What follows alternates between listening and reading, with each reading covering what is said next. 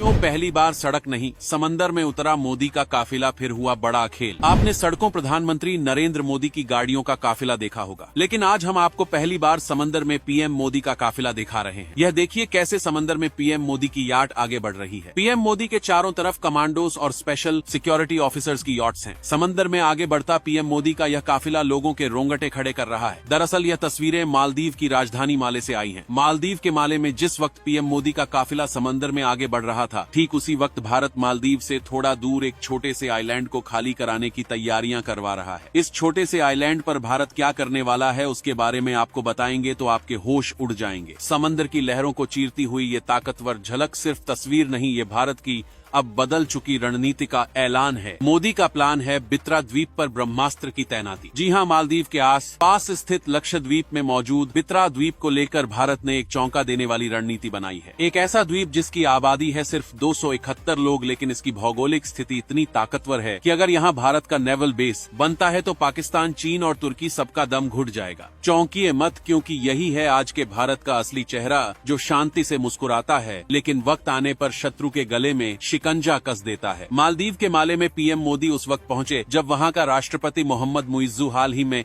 India out campaign चला चुका था। लेकिन क्या हुआ, आज उसी मुइज्जू ने भारत के प्रधानमंत्री को अपनी सेना की परेड दिखाई, अपने रक्षा मंत्रालय की इमारत पर मोदी की तस्वीर लगाई और मोदी को स्वतंत्रता दिवस का चीफ गेस्ट बना दिया। इसे कहते हैं कूटनीति की जीत और सामरिक मोर्चे पर फुल स्ट्राइक। भारत और मालदीव के बीच इस दौरे में 8 बड़े समझौते हुए और वो जो चीन, तुर्की और पाकिस्तान ने मिलकर मालदीव की आंखों पर पट्टी बांधी थी, अब वो पट्टी उतर रही है। लेकिन मोदी सरकार आंख मूंद कर भरोसा नहीं करती, क्योंकि दिल्ली को मालूम है मोहम्मद मुइज्जू जैसे नेता कब चीन की गोदी में जाकर बैठ जाएं, कुछ कहा नहीं जा सकता। इसीलिए भारत अब खुद की सुरक्षा के लिए अगला कदम उठा रहा है और वो कदम है बित्रा द्वीप का सैन्य अधिग्रहण। बित्रा द्वीप लक्षद्वीप के उत्तरी भाग में बसा एक छोटा सा टापू है, लेकिन रणनीतिक दृष्टि से ये एक जियोपॉलिटिकल डायमंड है। अरब सागर की सबसे अहम नौवहन रूट इस द्वीप के करीब से गुजरती है, जहां से तेल, गैस और ग्लोबल ट्रेड का बड़ा हिस्सा आता जाता है। अगर यहाँ भारत का एक पक्का नेवल बेस बन जाता है तो समझ लीजिए चीन की बंदरगाहों से लेकर पाकिस्तान के ग्वादर तक और तुर्की की छद्म घुसपैठ तक सब पर भारत की सीधी नजर होगी और जरूरत पड़ी तो सर्जिकल वार भी होगा। भारत पहले ही लक्षद्वीप के कावरत्ती में आईएनएस द्वीप रक्षक और मिनिकॉय में आईएनएस जटायु तैनात कर चुका है। अब बित्रा तीसरा मोर्चा बनेगा और ये ऐसा त्रिकोण तैयार करेगा